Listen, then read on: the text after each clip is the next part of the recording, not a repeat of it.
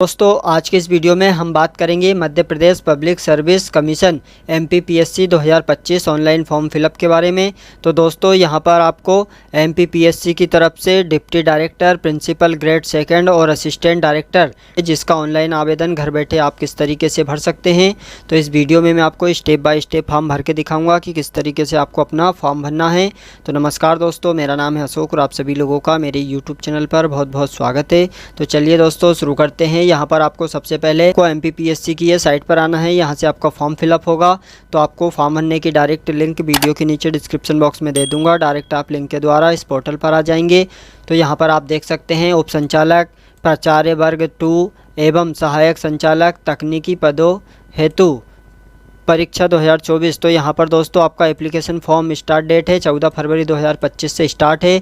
आप इसे 13 मार्च 2025 तक अप्लाई कर सकते हैं। तो यहाँ पर आपको एक्शन बटन मिलेगा, इस पर आपको क्लिक कर देना है। यहाँ पर जो विज्ञापन ओपन होगा तो यहाँ पर दोस्तों इस डब्बे पर टिक करेंगे। तो सबसे पहले तो आपको यहाँ पर विज्ञापन क्रमांक, इस पर आपको क्लिक करके इसको पढ़ना पड़ेगा, तभी आपका यहाँ पर आई एक्सेप्ट इस पर क्लिक होगा। तो पहले आपको विज्ञापन को क्लिक करके इसमें जो सारी डिटेल्स है, यहाँ पर कितनी वैकेंसीज है, कौन कौन फॉर्म भर सकता है, तो सारी डिटेल्स आपको यहाँ पर मिल जाएगी। यहाँ पर दोस्तों आपका जो पात्रता, यहाँ पर पद का नाम, अनिवार्य अर्हता, यहाँ पर उप संचालक की जो पद है उसके लिए यहाँ पर आपके पास में शैक्षणिक अर्हता किसी मान्यता प्राप्त विश्वविद्यालय से इंजीनियरिंग में उपाधि या किसी मान्यता प्राप्त विश्वविद्यालय या मापदंड या बोर्ड से इंजीनियरिंग में डिप्लोमा, अगर आप इंजीनियरिंग पास है या फिर डिप्लोमा पास है तो आप अप्लाई कर सकते हैं। यहाँ पर अनुभव किसी तकनीकी शिक्षा या शासकीय में या फिर अर्धशासकीय संगठन में या फिर निर्माण कार्य विभागों भारत सरकार द्वारा।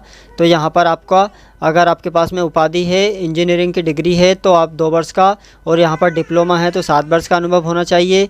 और उसके बाद में यहाँ पर प्राचार्य 2 के लिए शैक्षणिक अर्हता किसी मान्यता प्राप्त विश्वविद्यालय से इंजीनियरिंग में उपाधि या फिर डिप्लोमा, और यहाँ पर अनुभव आपका यहाँ पर देख सकते हैं ये अनुभव होना चाहिए। तो आपको यहाँ पर दोस्तों ये सारा जो नोटिफिकेशन है अच्छे से चेक कर लेना है। यहाँ पर आपकी आयु की गणना, आयु की सीमा मिनिमम 21 वर्ष और मैक्सिमम 40 साल से ज़्यादा नहीं होना चाहिए।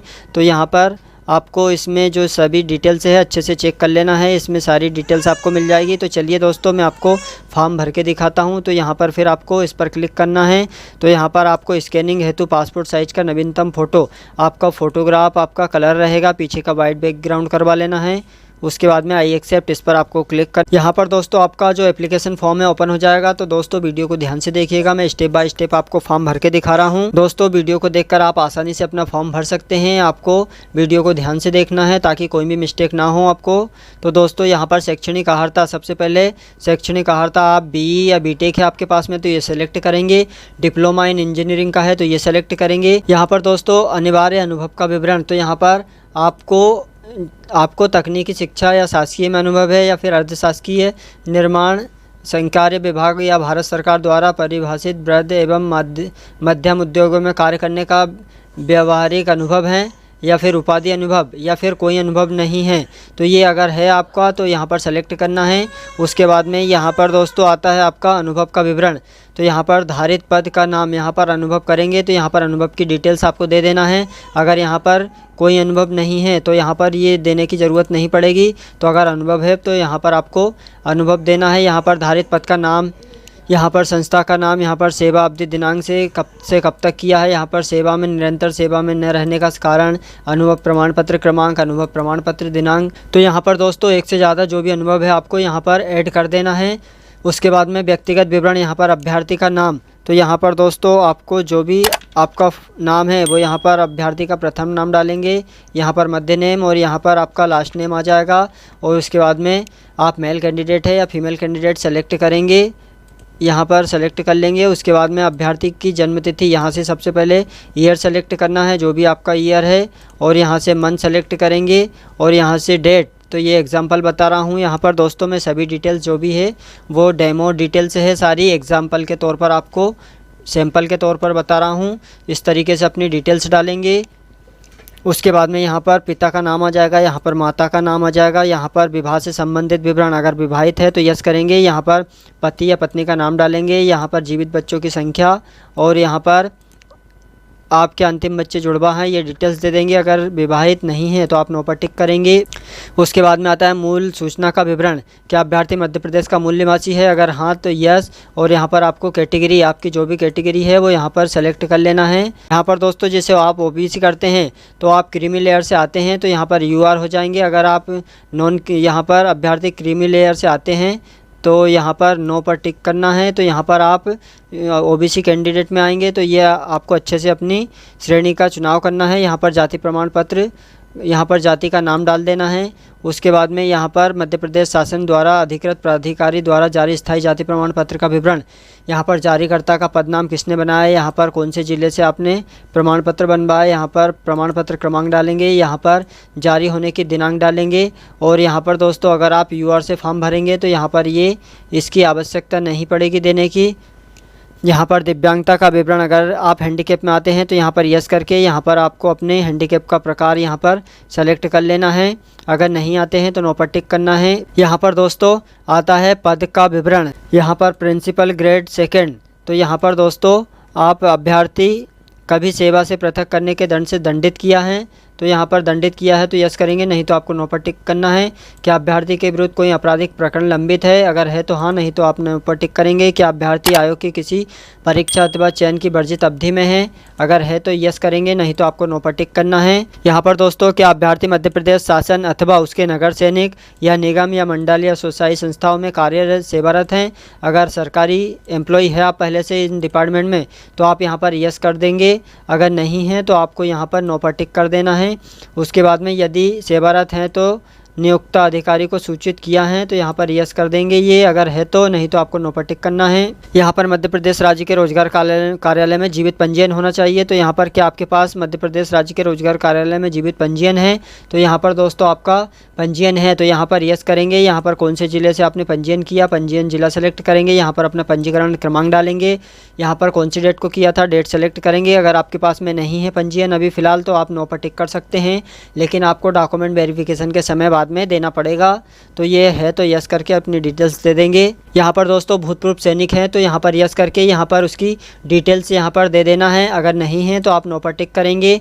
उसके बाद में यहाँ पर दोस्तों आता है आपका क्या अभ्यर्थी विक्रम अवार्ड सम्मानित खिलाड़ी हैं, अगर है तो हाँ, नहीं तो आपको नो पर टिक करना है। यहाँ पर आता है शैक्षणिक विवरण, तो यहाँ पर दोस्तों आपको सबसे पहले हाई स्कूल 10वीं क्लास की उत्तीर्ण परीक्षा का नाम, तो यहाँ पर आपका हाई स्कूल आ जाएगा।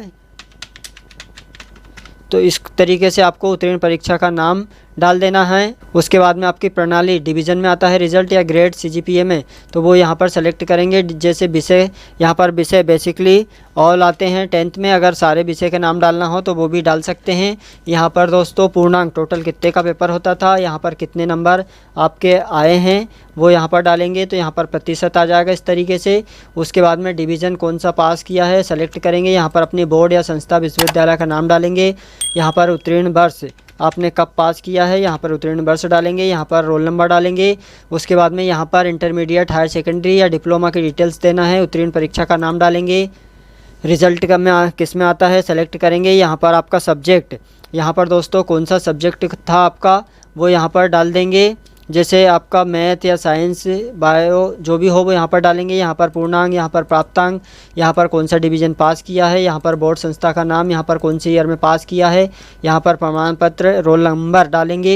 यहाँ पर दोस्तों आता है स्नातक की डिटेल्स, बीई है या बीटेक, आपका ग्रेड या डिवीज़न किस में रिजल्ट आता है वो यहाँ पर सेलेक्ट करेंगे। यहाँ पर विषय का नाम डालेंगे, यहाँ पर आपका प्रतिशत आ जाएगा और यहाँ पर आपका डिवीज़न फर्स्ट सेकंड जो भी हो सेलेक्ट करेंगे। यहाँ पर अपने बोर्ड विश्वविद्यालय का नाम डालेंगे और कौन सी ईयर में पास किया है, यहाँ पर अपना प्रमाण पत्र में अंकित रोल नंबर या नामांकन नंबर डालेंगे। उसके बाद में अगर आपका ग्रेड सीजीपीए के संदर्भ में अंकित प्रतिशत विश्वविद्यालय द्वारा निर्धारित मापदंड के अनुरूप ही डालना है तो यहाँ पर टिक कर देंगे अगर इसमें आता है तो।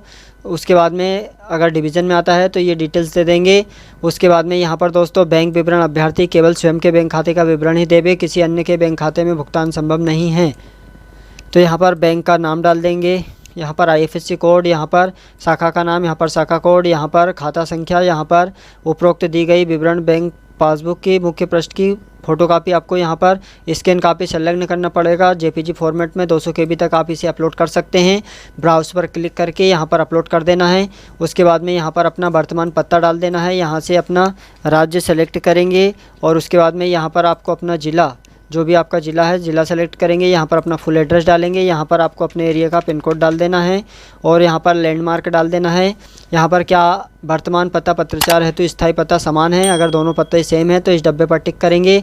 अलग से देना चाहते हैं तो इसको अनटिक रहने देना है। यहाँ पर स्थायी पता दे सकते हैं। उसके बाद में यहाँ पर दोस्तों परीक्षा केंद्र का विवरण, तो यहाँ पर दोस्तों आपको सबसे पहले जो पहले चाहिए वो पहले प्राथमिकता दे देना है। इस तरीके से आपको यहाँ पर चारों अलग अलग चॉइस कर लेना है। आपको एग्ज़ाम सेंटर के लिए तो ये अलग अलग डाल देंगे चारों। उसके बाद में यहाँ पर अपना अभ्यर्थी का फ़ोटोग्राफ जो कि 20 से 100 KB के बीच में जेपीजी फॉर्मेट में आपको यहाँ पर ब्राउज़ पर क्लिक करके अपलोड करना है। यहाँ पर आपका सिग्नेचर 10 से 100 KB के बीच में इसका जो साइज़ है वो ये साइज़ में अपलोड करेंगे। उसके बाद में इन दोनों बॉक्स पर आपको टिक करना है और यहाँ पर दोस्तों आपको अपना एक वैलिड मोबाइल नंबर डालना है। यहाँ पर अपनी ईमेल आईडी डालेंगे और इस डब्बे पर टिक करेंगे। इस कैप्चा को इस बॉक्स में फिल करेंगे और नेक्स्ट करेंगे। दोस्तों आप जैसे सबमिट करेंगे तो यहाँ पर आपका आवेदन क्रमांक एप्लीकेशन नंबर जनरेट हो जाएगा। तो यहाँ पर दोस्तों इसको नोट कर लेना है, एक पेपर पर लिख लेना है फ़िलहाल के लिए, क्योंकि आप जैसे ही आगे बढ़ जाएंगे तो ये हट जाएगा, फिर आपको दिक्कत होगी। जैसे आपको दोबारा से प्रिंट निकालना है या फिर दोबारा से पेमेंट करना हो तो आपको इसको लिखना ना भूलना है। फिर आपको नीचे की साइड में जाना है और उसके बाद में अपने फॉर्म की आपको पेमेंट करना है। तो यहाँ पर दोस्तों प्रोसीड टू पेमेंट, इस पर आपको क्लिक कर देना है। यहाँ पर दोस्तों आप नेट बैंकिंग, डेबिट कार्ड या फिर UPI कोई भी एक ऑप्शन यहाँ पर सेलेक्ट करके अपने फॉर्म की यहाँ से फाइनली पेमेंट कर देना है। तो यहाँ पर अगर आपके खाते से राशि कट जाए और रसीद प्राप्त नहीं हो तो कृपया भुगतान पुनः सत्यापन लिंक पर जाकर रेफरेंस नंबर का उपयोग कर पेमेंट का स्टेटस जांच लें। तो यहाँ पर दोस्तों आप जैसे ही आगे बढ़ाएंगे तो आपको रेफरेंस नंबर मिलेगा, वो उसको नोट कर लेना है। जैसे बाई चांस आपकी पेमेंट फेल हो जाती है तो यहाँ ट्रांजैक्शन फेल हो जाता है तो आपको दोबारा से यहाँ पर भुगतान लिंक पर जाकर सत्यापन कर देना है। फिर भी अगर ट्रांजैक्शन सक्सेसफुल नहीं होता है तो यहाँ पर अधिक जानकारी समस्या निवारण हेतु कस्टमर केयर एग्जीक्यूटिव से संपर्क कर लेना है। तो दोस्तों इस तरीके से यहाँ पर अपने फॉर्म की फाइनली पेमेंट कर देंगे। उसका प्रिंट आउट निकाल कर सेव करके अपने पास में रख लेना है। तो दोस्तों इस तरीके से आप MPPSC के अंतर्गत यहाँ पर जो डिप्टी डायरेक्टर, यहाँ पर principal grade 2, assistant director technical, इसका जो फॉर्म है उसका फॉर्म है इस तरीके से अपने घर बैठे भर सकते हैं। दोस्तों अगर आपको वीडियो अच्छा लगे तो प्लीज़ वीडियो को लाइक करें और चैनल पर पहली बार हो तो चैनल को सब्सक्राइब कर लें।